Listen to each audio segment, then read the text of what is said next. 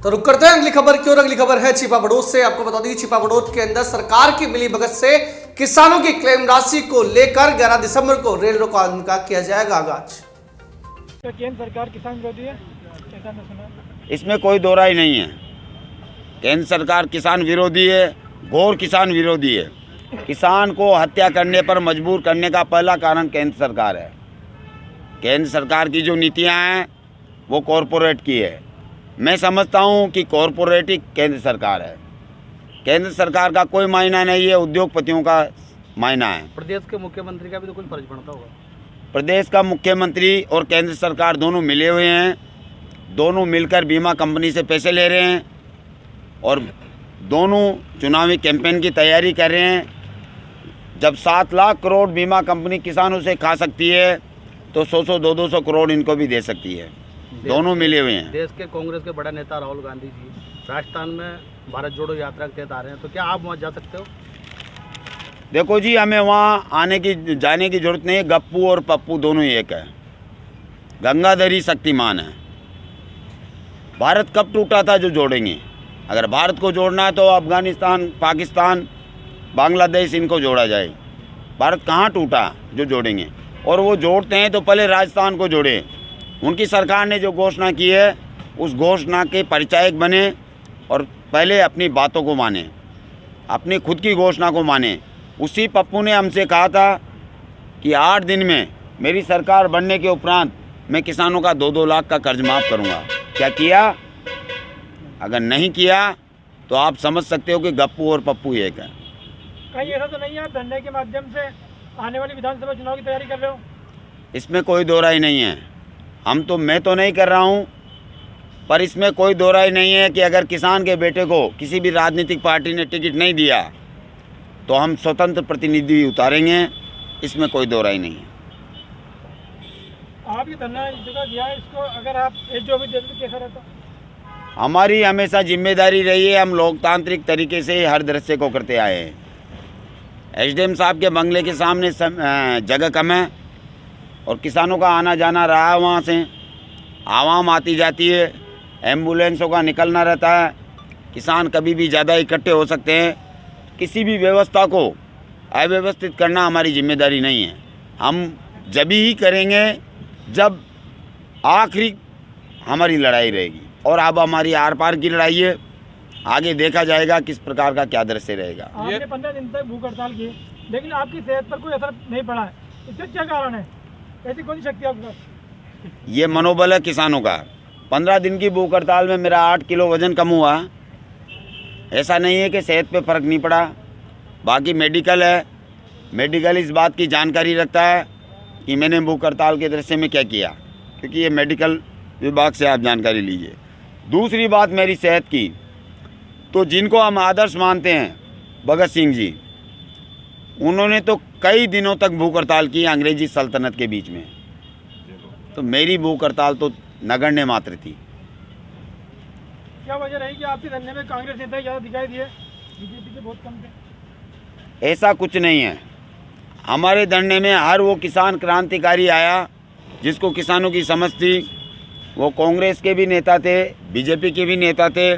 BJP के नेता और कांग्रेस नेताओं की उपस्थिति को आप देख लीजिएगा, संख्या की कोई कमी नहीं थी, क्योंकि वो सब पहले किसान के बेटे थे और किसान के बेटे का दर्द किसान का बेटा जानता है, इसलिए वो हमारे धरने में आए। ये फसल बीमा के जो पैसे कटे हैं ये कहाँ से, किन किन बैंकों से या किन किन के मार्फत, और ये कौन सी कंपनी ने काटे हैं? बैंक से काटे हैं। और जब किसानों का महापड़ाव रहता है तो चारों दिशाओं में हर और दिन में बिजली चलती है। फिर वो लोड कहाँ गया, वो सेटिंग कहाँ गया। तो सीधी सी बात है जी, जो दमनकारी लोग हैं हम उनको भी संदेश देना चाहेंगे, वो समझ लें, वो डराने का प्रयास किसानों को करना बंद कर दें, अन्यथा इसके परिणाम भयावह होंगे।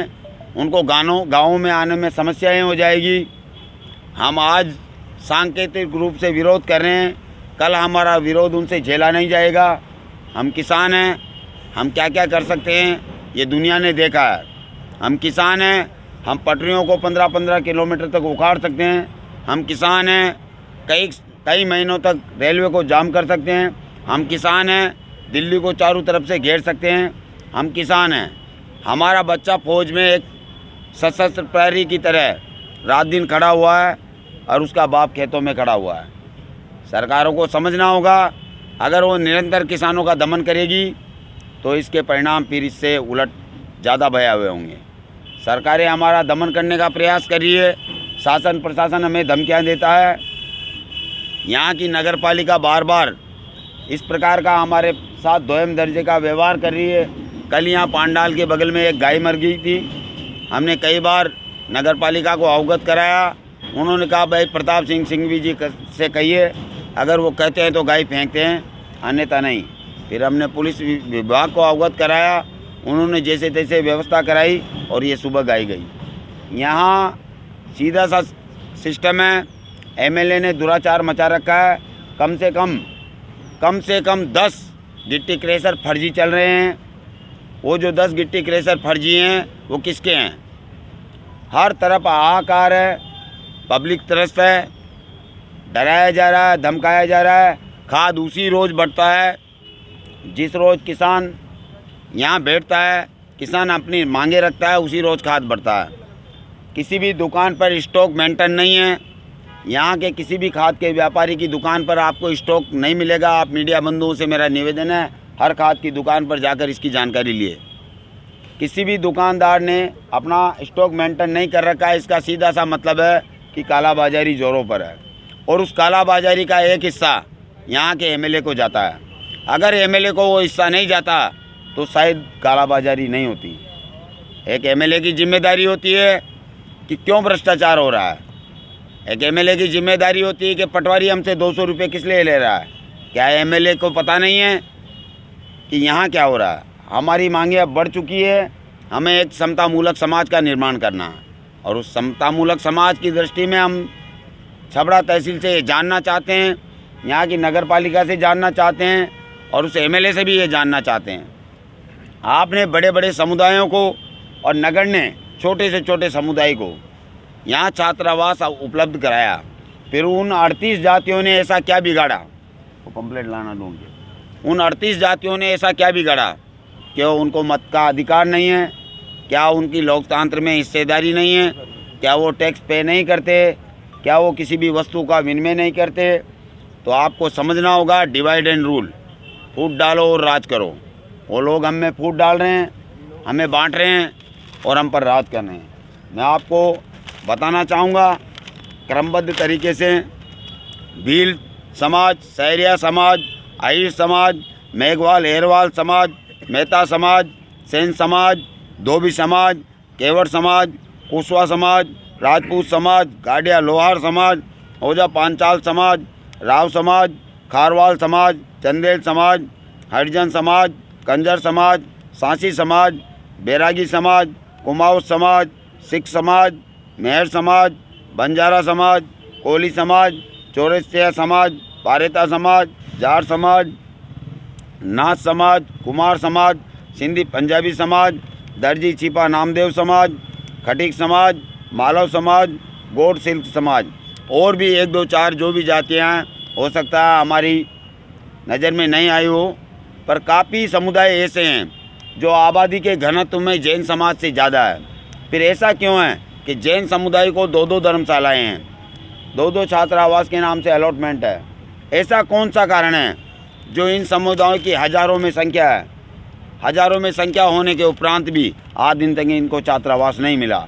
अपितु यहाँ से सैकड़ों बीघा ज़मीन चारागाह की भ्रष्टाचार चरम पर है और हमें लड़ना होगा और हम आखिरी कड़ी तक लड़ेंगे जब तक इस भ्रष्टाचार को हम जड़मुक्त नहीं कर देते। अब हमारी मांगे 4 हो चुकी है। पहले हमारी मांगे थी दिन में 8 घंटे बिजली, क्योंकि 12 महीने का बिजली का भुगतान करने के उपरांत भी हम मात्र 3 से 4 महीने ही बिजली का उपभोग करते हैं। फिर भी हमें बिजली जब हमारी फसल जमाने का समय आता है सुचारू रूप से नहीं मिलती। दूसरी की हमारी मांग है मुआवजा, जो 20-21 का और 21-22 का 2 सालों से हमारी निरंतर सोयाबीन की फसल नष्ट हुई है, फिर भी हमें मुआवजा अब तक नहीं मिला है। 20-21 के मुआवजा में काफ़ी विसंगतियाँ हैं, कुछ किसानों को मिला है, कुछ किसानों को नहीं मिला है। जिन किसानों को नहीं मिला है उनको त्वरित डाला जाए और 21-22 का मुआवजा त्वरित डाला जाए, क्योंकि आज किसान को ज़रूरत है, उसकी लहसुन की फसलें नष्ट हो चुकी है, अगली वर्ष की सोयाबीन नष्ट हो चुकी है और इसी वर्ष की सोयाबीन नष्ट हो चुकी है। हमारी उससे जो सबसे बड़ी मांग है, वो हमारी मांग है, सबसे बड़ी मांग बीमा क्लेम है। फसल बीमा क्लेम हमने निरंतर कटवाया, आगामी 14-15 साल से कटवाते आ रहे हैं। हमारा काफ़ी नुकसान हो चुका है।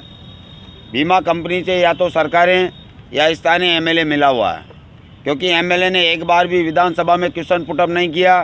विधानसभा में क्वेश्चन पुटअप करने की अपेक्षा जहां जिम्मेदारी था वहां तो निर्वहन नहीं किया, और अब अखबारों में देते रह रहे हैं कि भाई सरकार को क्लेम देना चाहिए। तीसरी हमारी मांग है, जो सर्वविदित हो चुकी है, कि ये जितने भी वंचित समाज है, सभी समाजों को अतिशीघ्र छात्रावास की ज़मीन अलॉट की जाए। और कोई आपका प्रश्न हो? ये घोटाला कहाँ से है और कितने का है, इसमें कहाँ ऑफिस है और क्या नहीं है, कौन लोग इसमें इन्वॉल्व हो सकते हैं? आपने बताया था, विस्तार से बताया था, इस बारे में आप जानकारी क्या करना चाहते हैं? श्रीमान जी, जो फसल बीमा काटने वाली कंपनी है, भारत में इसका कहीं ऑफिस नहीं है, यानी ये कागजी कंपनी है और इसमें पूंजीपतियों का निवेश है, पूंजीपति इसे खा रहे हैं। पहली बार तो इसमें निवेश किसी भी प्रकार का नहीं है, ये कागजी कंपनी है, कागज़ पे बनाई गई है। 7 लाख करोड़ रुपए का ये घोटाला है, जो भारत का नहीं अपितु पूरे विश्व का सबसे बड़ा घोटाला है। अगर इस घोटालों की दृष्टि से देखे जाए तो श्रीलंका की जीडीपी से बड़ा एक घोटाला है। तो अब तक तो हम भी तलाश कर रहे हैं कि इसका ऑफिस कहाँ है, हमें तो आज दिन तक मिला नहीं। शायद सरकार बता दे कि इसका ऑफिस कहाँ है, तो हम सरकार से इसी प्रकार की मांगे रखेंगे कि हमें बताया जाए कि इसका प्रतिनिधि कौन है और इसका ऑफिस कहाँ है। अब तक इसका कोई प्रतिनिधि हमारे तक नहीं आया। आप जो 11 तारीख को रेल रोकोगे, तो 11 दिसंबर है?